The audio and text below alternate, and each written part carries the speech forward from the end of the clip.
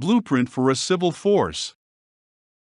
Developing a solution for the problem of crime and policing. The need for police and policing is real. We all agree the need is real. There is also a growing demand for reform. All of us want effective policing. What we do not want is to be over-policed. To be over-policed or poorly policed is not just uncomfortable, it produces unnecessary costs. Can we agree then that a reasonable and measurable goal is to have less crime with lower costs? Whatever reforms we implement cannot dilute enforcement when it comes to serious crime, at least. We look at all options so long as crime does not go up and our safety is not compromised. We are realistic, we have to consider the cost of justice. Crime is a cost, but so is policing. If perfect policing requires an infinite cost, the absence of policing comes at the same price in terms of the costs of crime. This is a reasonable place to start negotiations from. First of all, we ought to clarify in the clearest way possible what this essay seeks to achieve. The objective of this discussion is to find a way to reduce the cost of justice. Any solution that is offered must cost less than the cost of meeting our justice using conventional methods. The day of throwing money at problems is past.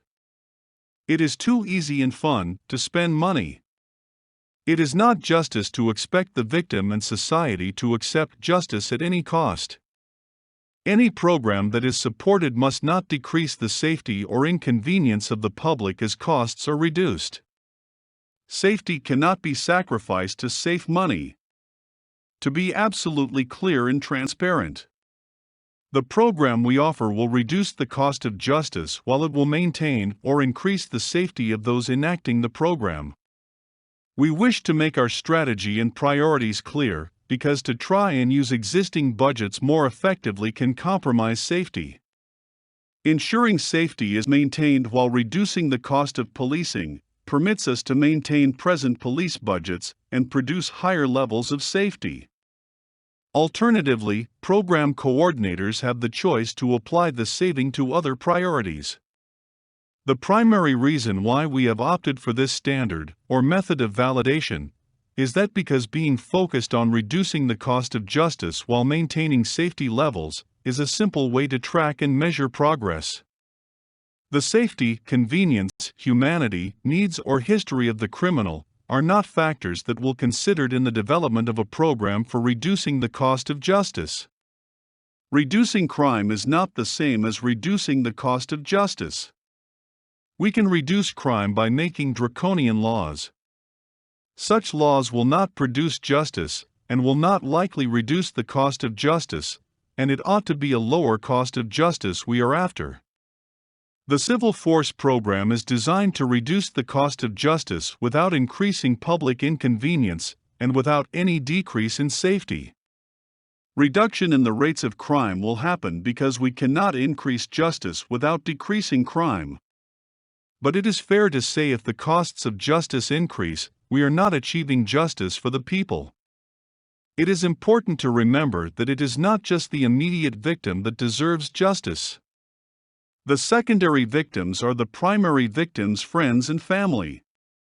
However, at the tertiary level are the ones who must pay to see justice done, and who are required to implement justice. These also have a right to see the cost of justice come down. The first fact that needs to be appreciated is that the police exist to police. Policing is an activity directed against criminals. Criminals are people who break laws. Policing is the activity of bringing to justice those who break laws. But we need to be aware of two types of crime. There are coercive crimes and covert crimes. It is reasonable to suppose there are two forms of justice. Each type of justice is suitable only for one of the two classes of crime. Coercion implies force or the threat of force. The coercive category of crime will not be discussed at this time. The means of reducing costs for coercive crime does exist.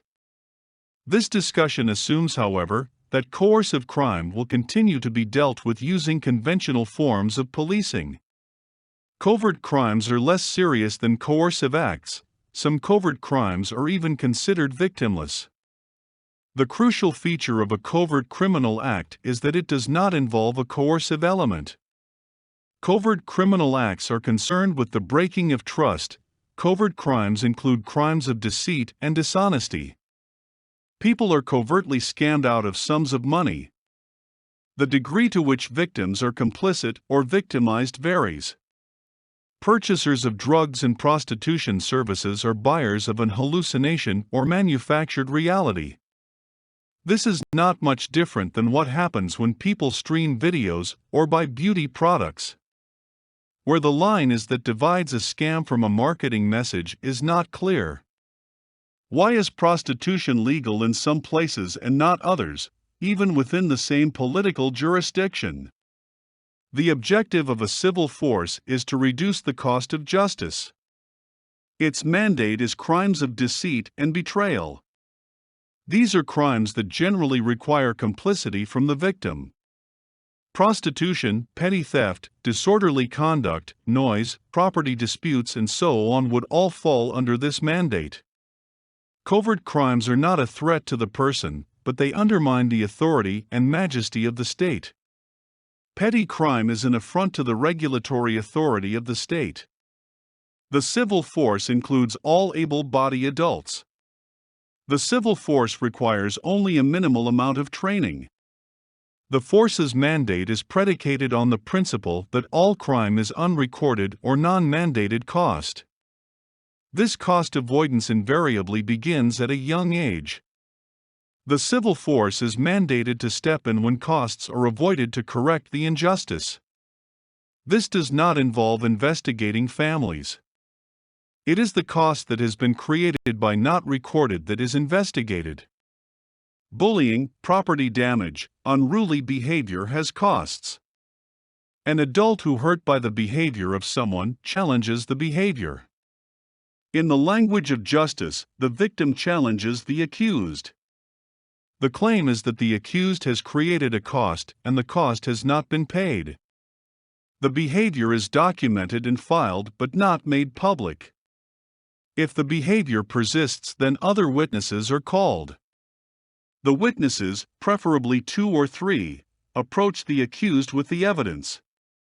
The cost created is recorded. Upon a third occurrence, the accused is brought before a council.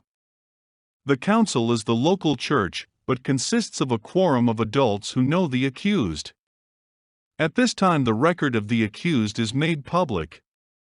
The council adjudicates the case. The court determines the amount of the cost incurred and imposes a payment schedule upon the accused. Justice consists of compensating any victims in the case.